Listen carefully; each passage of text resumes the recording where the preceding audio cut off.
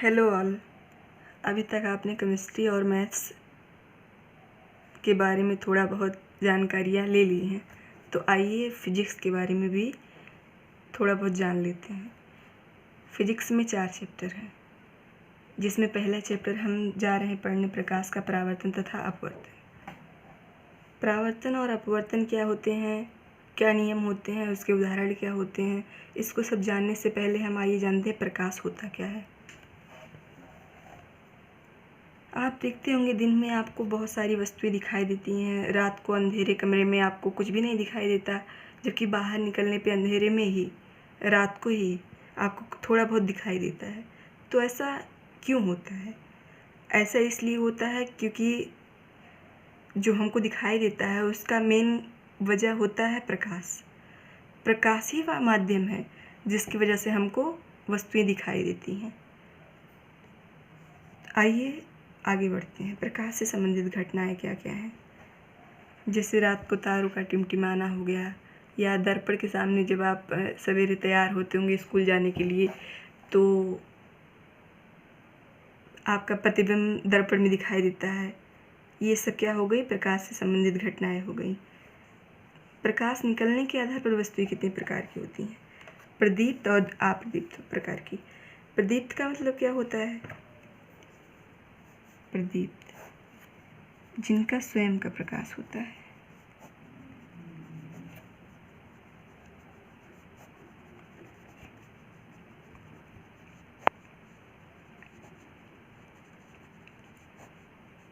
अब स्वयं का प्रकाश किसमें होता है? सूर्य में। तो सूर्य क्या हो गया? प्रदीप्त। और जबकि आप देखते होंगे कि टेबल हो गया, चेयर हो गया या चंद्रमा हो गया, ये सब अप्रदीप्त में आते हैं। अप्रदीप्त में चंद्रमा कैसे आता है जबकि उसमें से प्रकाश निकलता है? आप ऐसा सोच रहे होंगे, जबकि बिल्कुल भी ऐसा नहीं है। चंद्रमा स्वयं के प्रकाश से बिल्कुल नहीं प्रकाशित होता है। चंद्रमा तो सूर्य के प्रकाश से प्रकाशित होता है। तो चंद्रमा किसमें हो गया? अप्रदीप्त वस्तु में हो गया।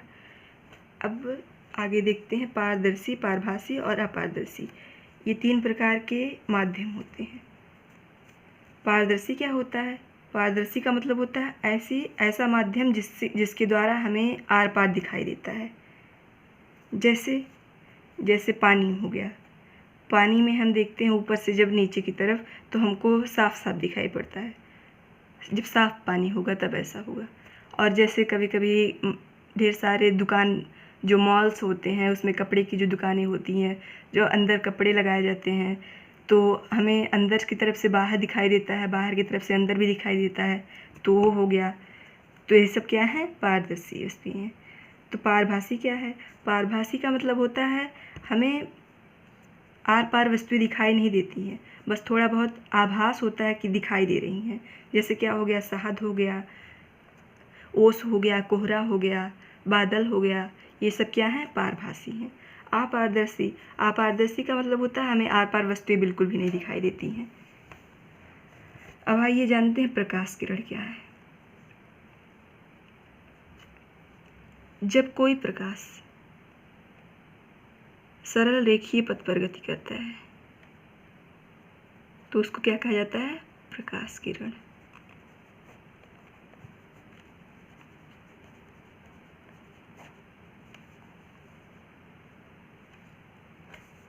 अब जानते हैं किरण पुंज क्या है।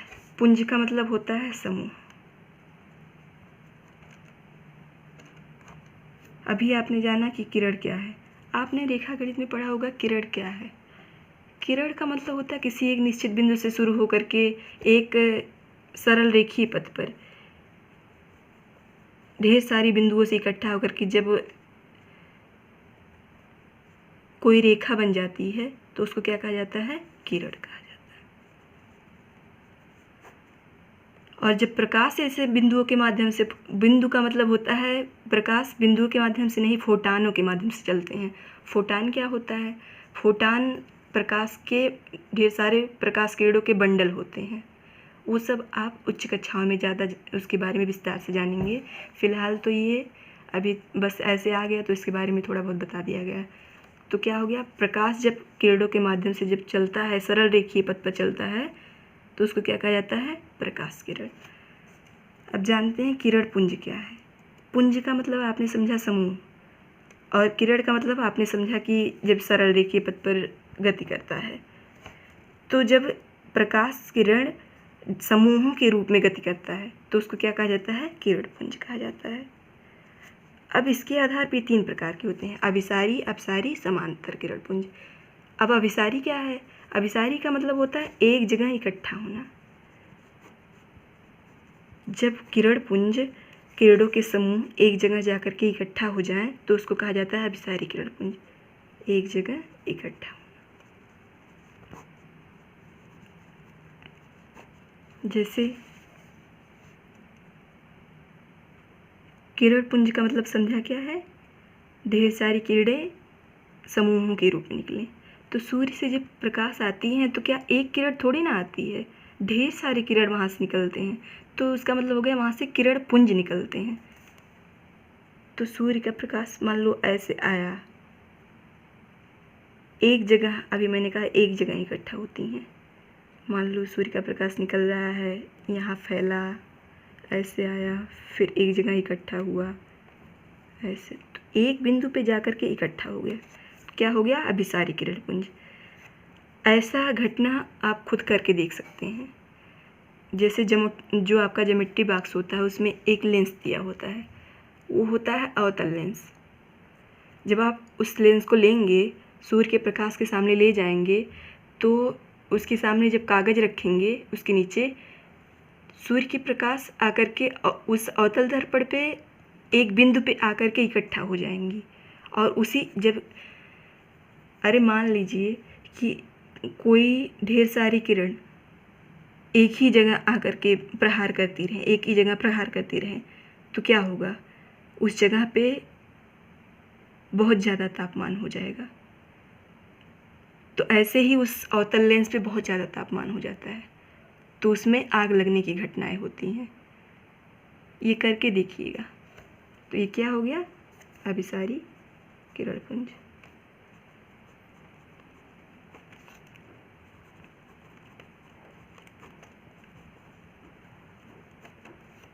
अब देखते हैं अपसारी किरण पुंज क्या है।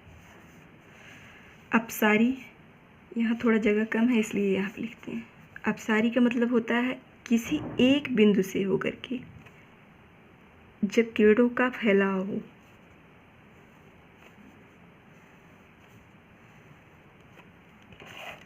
ये यहाँ पे ऐसे चिन्ह बना देंगे तो आपको पता चल जाएगा कि मतलब आ रही हैं, नहीं तो लगेगा कि यहाँ से बाहर निकल रही हैं। अब एक बिंदु से जब किरणों का फैलाव होगा तो इस दिशा में कहीं भी ऐसे फैलाव हो रहा है। तो जब बाहर निकल रही हैं तो बाहर ऐसे बना देते हैं, बाहर की तरफ।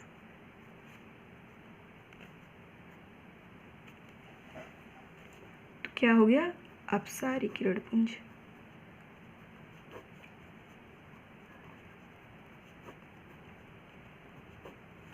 ये घटनाएं आपको उत्तल दर्पण में दिखाई पड़ेंगी और ये अवतल दर्पण में।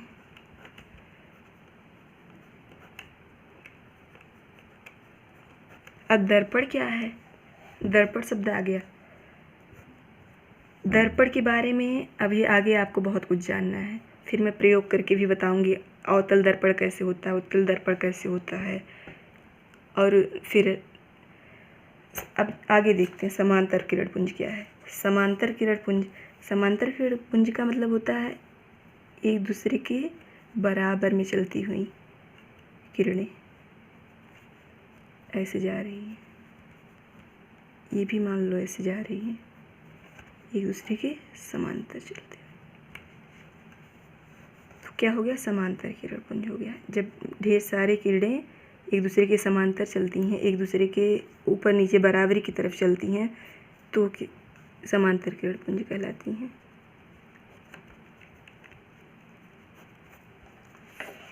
अब इतना आप लोगों ने जान लिया, अभिसारी, अपसारी, समांतर। अभिसारी का मतलब होता है एक जगह इकट्ठा होना, जैसे एक जगह जाकर इकट्ठा हो गई। अपसारी का मतलब होता है एक ही बिंदु से फैलाव होना। तो क्या हो गया? अपसारी किरणपुंज। और समांतर तो आपने देखा ही। अब आइए जानते हैं प्रकीर्णन क्या है। प्रकाश एक सरल रेखा के रूप में गति करता है, लेकिन आप आगे भी जब आगे जाएंगे 11th में 12th में, तो आपको इसके बारे में और ज़्यादा बताया जाएगा। प्रकाश के बारे में विस्तार से बताया जाएगा। एक एक चैप्टर होगा, जैसे प्रकीर्णन के बारे में एक चैप्टर होगा, प्रकाश से संबंधित। प्रकाश आगे बताया जाएगा कि प्रकाश तरंगों के रूप में भी चलता है, तो विवर्तन की घटना, व्यतिकरण की घटना, तो ढेर सारी घटनाएं होती हैं। तो वो सब अभी फ़िलहाल यहाँ समझना भी आवश्यक नहीं है और आपके लिए ज़्यादा वो कठिन भी पड़ जाएगा। तो देखते हैं प्रकीर्णन क्या है। प्रकीर्णन का मतलब होता है जैसे सूर्य से कोई किरण निकली, यहाँ वायुमंडल होगा,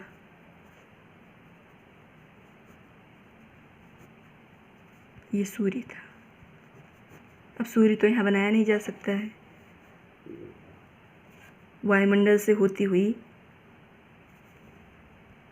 जब वायुमंडल में आपको पता होगा धूल, मिट्टी के कण, ये सब बहुत सारी गैसें, ये सब फैली होती हैं। तो सूर्य का प्रकाश जाता है तो डायरेक्ट थोड़ी ना पृथ्वी पे पहुंचता है, वहाँ पे बहुत सारी घटनाएं पहले वायुमंडल में ही हो जाती हैं। वो पृथ्वी पर पहुंचने से पहले धूल, मिट्टी के कण और ढेर सारी गैसों से टकराता है, और जब इनसे टकराता है तो वह परावर्तित भी होता है, कुछ मात्रा में परावर्तित हो जाता है, और जो कुछ बचता है वो जाकर के तब पृथ्वी पे आता है। तो ऐसे ही धूल, मिट्टी के कणों से वो परावर्तित हो गया, मान लो ऐसे। तो वायुमंडल में भी सूर्य का प्रकाश फैल गया, तो इसको क्या कहा गया? इस घटना को, पूरी घटना को कहा गया सूर्य का प्रकीर्णन। प्रकाश का प्रकीर्णन की घटना। आप देखते होंगे सुबह जब सूर्य उगता है, शाम को जब अस्त होता है तो लाल दिखाई देता है। इस सब के पीछे वजह होती है जो प्रकीर्णन की घटना। अब इतना सब जान लेने के बाद प्रकाश से संबंधित हमारी जो बेसिक जानकारियाँ थी, जो बेसिक कॉन्सेप्ट थे, उसका बेस तैयार हो गया है। तो अब आगे हम इसके बारे में जानेंगे, प्रकाश का परावर्तन क्या होता है। परावर्तन में ढेर सारे 2 नियम भी होते हैं, तो उसके बारे में अगले वाले वीडियो में देखते हैं। Thank you.